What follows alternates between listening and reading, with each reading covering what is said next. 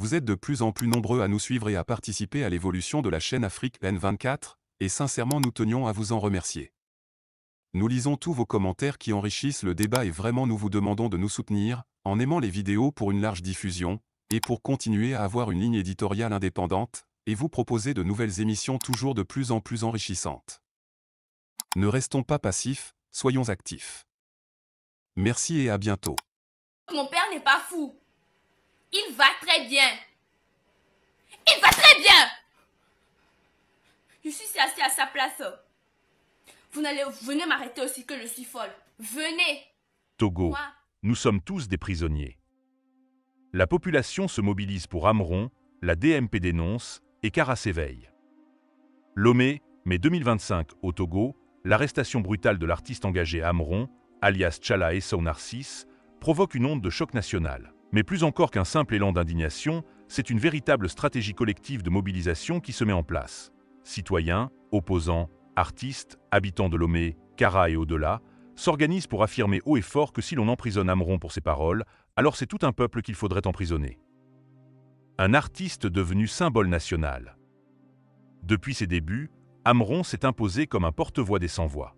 À travers ses vidéos TikTok, ses interventions sur les réseaux sociaux, il dénonce sans détour les abus de pouvoir, les violences policières, les injustices sociales. Son style direct, parfois provocateur, a séduit une jeunesse togolaise en quête de changement, frustrée par un système verrouillé. Son arrestation, survenue le 27 mai 2025, a agi comme un électrochoc. Mais au lieu de faire taire les critiques, elle a mis en lumière une question plus profonde. Et si chaque Togolais était, en réalité, un prisonnier en puissance? Si parler est devenu un crime, alors c'est tout un peuple qu'il faudra réduire au silence. Une stratégie de mobilisation qui se construit. Contrairement à ce que l'on pourrait penser, il ne s'agit pas simplement d'un élan émotionnel ou d'une vague virale passagère. C'est une dynamique progressive, stratégique, qui s'installe sur les réseaux sociaux. Les hashtags FreeAmron, hashtag Nous sommes tous des prisonniers, hashtag Arrêtez-nous tous se multiplient. Des internautes appellent à l'union, partagent des visuels, rédigent des messages de soutien. Peu à peu, des vidéos circulent où des citoyens affichent leur visage. Fort, arrête-moi aussi. Je viens ce matin au nom de l'article 13 et 45 de la Constitution de 1992 parce que j'ai l'impression que l'armée togolaise se prend trop. L'armée togolaise pense que c'est une faveur que le peuple togolais demande lorsque ce peuple fait appel à lui. Non, ce n'est pas une faveur, c'est un devoir. Si ce régime persiste et perdu jusque plus de 60 ans déjà, c'est parce que l'armée n'a pas fait son travail, parce que l'armée a été lâche. Ce n'est pas une faveur si le peuple togolais fait appel à vous. Maintenant, je reviens sur la question des prisonniers politiques. Personnellement, je le redis, je le réitère, je ne vais plus demander la libération des prisonniers politiques. Vous savez, la chair et le sang vont de pair. Et Yadema est venu dans le sang. Il a gouverné dans le sang. Son fils est venu dans le sang. Il est en train de gouverner dans le sang. Ils ont besoin aussi de la chair. Donc prenez les prisonniers politiques, mangez-les. Prenez tous les prisonniers politiques, faites-en corne-buff et mangez-les avec le sang. On ne va plus demander la libération des prisonniers politiques. C'est parce qu'on demande la libération des prisonniers politiques, c'est parce qu'on donne l'impression qu'on a peur d'aller en prison, que vous persistez, vous jouez sur ça. Maintenant, on n'a plus peur de la prison. Arrêtez-nous tous. Arrêtez tous les Togolais. Tuez tous les Togolais. Et torturez tous les Togolais. Prenez tout le monde et mettez-les en prison. Et ne les libérez même plus. Gardez-les pour vous. Maintenant, je fais appel à tous les prisonniers politiques. La donne va changer, nous allons nous organiser. Le peuple togolais est réputé ne pas être organisé, mais cette fois, nous allons nous organiser. Nous allons prendre soin de vos familles dehors. Nous allons vous nourrir d'abla en prison. Mais la seule chose que je vous demande de faire en prison, provoquer une révolution en prison. Faites ce que vous faites dehors là, faites-le en prison. Un cabri mort n'a plus peur de couteau. Sensibilisez les gens en prison. Faites des disciples en prison. C'est que c'est trop quoi. C'est trop. Vous nous tuez, vous nous tuez, vous nous tuez, c'est trop. Salut et bonjour à tous les Togolais. J'aimerais juste m'exprimer par rapport à un certain nombre de choses qui se passent ici dans notre pays. C'est très aberrant de savoir que les gens qui ont ce courage de dire que telle et telle et telle chose ici, ça ne va pas. Et quand on les regarde avec un mauvais œil, ça c'est très aberrant. Aujourd'hui, vous arrêtez Amron, vous avez arrêté Amron, c'est bien, c'est bien. C'est un être, vous allez fatiguer sa chair, mais du fond, dans le fond, vous n'allez pas atteindre son âme. C'est un être, c'est un esprit. Vous n'allez pas comprendre ça, ce que je suis en train de dire. Arrêter Amron, cela ne va pas amener de l'eau à Kara. Les populations qui sont à Kara en souffrent. Et vous êtes conscient de ce problème-là qui existe là-bas. Arrêter Amron ne va pas améliorer la prise en charge des personnes malades dans des centres de santé. Arrêter Amron ne va pas améliorer maintenant, ne va pas construire des salles de classe, ne va pas arranger les routes. Le problème, il est là. Il n'a fait que vous dire que ce problème est là, il faut le corriger. Mais étant hypocrite, étant malade, vous, malade mental, aujourd'hui vous traitez Amron de malade, vous, malade mental, vous traitez Amron de malade.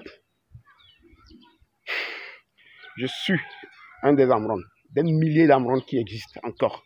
Si vous voulez, arrêtez-nous tous. Je suis conscient de ce que je suis en train de dire. Aujourd'hui, vous n'avez pas conscience de ce que vous êtes en train de faire dans ce pays. Regardez-moi, je suis fils d'un militaire, béret rouge. Jusqu'à ce qu'il ne parte à la retraite, qu'est-ce qu'il nous a laissé comme héritage? Qu'est-ce qu'il nous a laissé? Aujourd'hui, vous nous avez mis dedans, depuis des années, vous nous avez mis dedans la pauvreté, la précarité. Nous avons hérité ça. Quand je parle aujourd'hui, là où je suis en train de vous parler, je regarde mon enfant, je regarde mon garçon là qui est couché à la maison là-bas. Je me dis, demain, qu'est-ce qu'il sera? Et vous, comment faire pour vous maintenir à votre position? C'est ça. C'est juste ça qui vous inquiète. Le quotidien des Togolais, ça ne vous inquiète pas. Ça ne vous inquiète pas. Je suis très... Bon, parfois même quand on dit, les gens... Je suis Kabié de Lassa. Je suis Kabié de Lassa. 100% de Lassa. Parfois quand les gens parlent, ils nous taguent de Kabié, moi je suis tellement gêné. Je suis Kabié de Lassa. Je suis un gros chômeur actuellement à Lomé. Je suis un gros chômeur. Je m'en fous. Comme Amron l'a dit, je suis un cabri déjà mort. Je m'en fous. Vous êtes malade. C'est vous-même qui êtes malade. Injectez un truc à Amron et vous allez voir ce qui va se passer.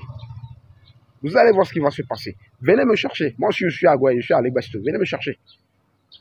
Et regardez-moi cette dinguerie-là. Vous êtes trop malade dans votre tête. Vous pensez que tout le monde est malade comme vous. Vous pensez que tout le monde est malade comme vous. Pendant longtemps, les gens se sont alignés derrière vous.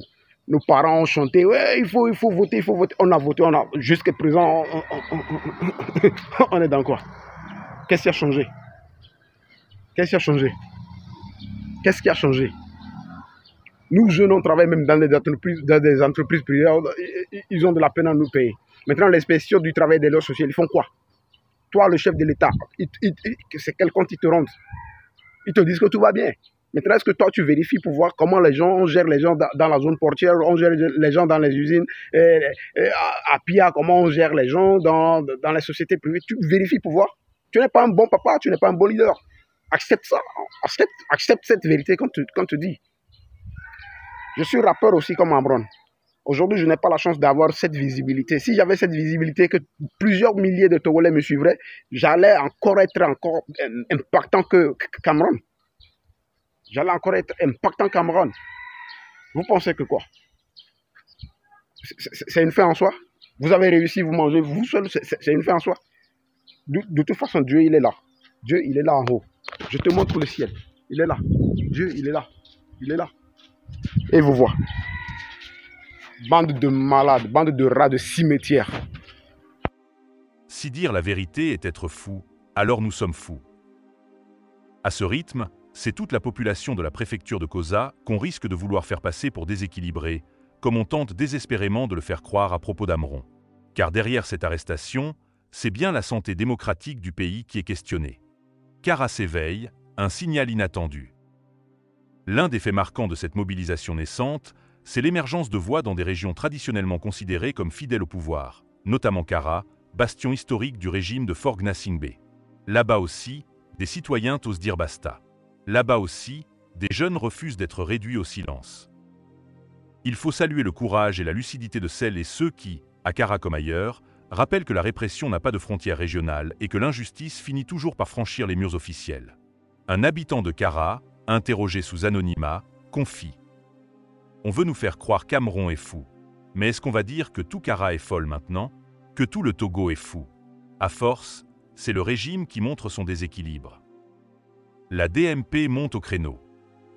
La Dynamique pour la majorité du peuple, DMP, principale coalition d'opposition, a publié un communiqué cinglant. Le Togo est en train de devenir une immense prison à ciel ouvert. À force de vouloir museler tout le monde, le régime finira par s'enfermer lui-même. Nous exigeons la libération immédiate d'Amron. Pour la DMP, l'affaire dépasse largement la personne de l'artiste. Elle révèle le blocage démocratique d'un système incapable d'accepter la critique, même artistique, même humoristique. Vers un point de rupture? La question est désormais sur toutes les lèvres. Jusqu'où ira le pouvoir pour maintenir son autorité? Car si la stratégie populaire continue à se renforcer, si Kara s'unit à Lomé, si le slogan « Nous sommes tous des prisonniers » se transforme en une marée citoyenne, alors l'arrestation d'un seul homme ne suffira plus. L'histoire contemporaine regorge d'exemples où l'arrestation d'une figure emblématique a cristallisé des colères longtemps contenues. Et au Togo, où la frustration s'accumule depuis des années, le cas Amron pourrait bien être le catalyseur d'un mouvement plus large. Arrêter un homme, c'est facile. Mais quand un peuple entier décide de se tenir debout, aucun mur de prison ne suffit plus.